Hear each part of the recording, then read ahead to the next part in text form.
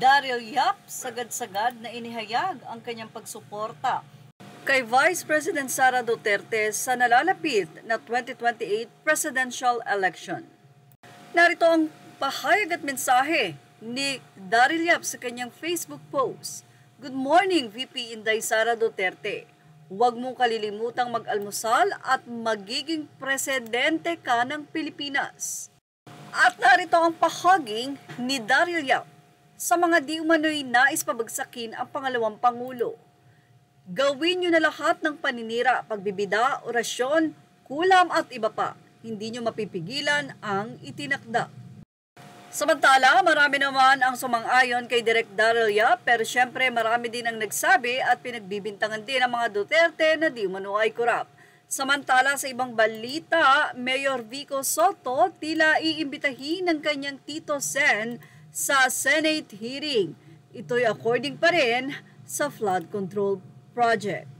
Ayon kay Tito Sen, baka maimbitahan ang kanyang pamangkin sa Senado. Ito'y dahil na rin si Mayor Vico Sotto ang ilan sa talaga namang sobra ang paghabol at pag-iimbestiga ngayon at tumutulong sa investigasyon sa flood control project.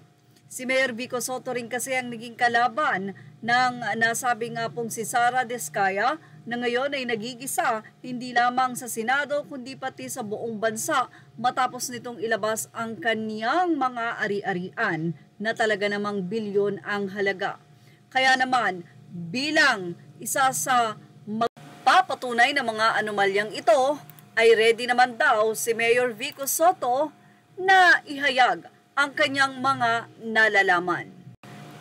Halatang halata kay Mayor Vico Sotto ang pagiging mabuting leader at pagiging matapang.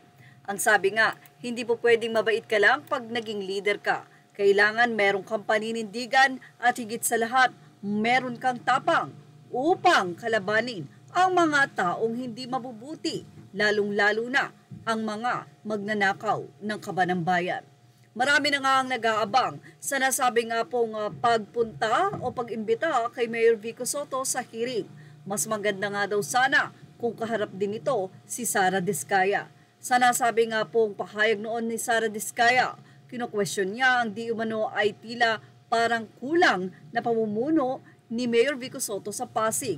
Kaya naman napilitan siyang humabol dahil tira hindi daw nito napupukosan ang health at education. At ayon sa kanya, puro good governance lang daw ang nasabing mayor. Well, ano masisay nyo about dito? Ilagay na ang inyong opinion sa ating comment section. Images are all credit to the rightful owners. Thank you for watching Showbiz Now.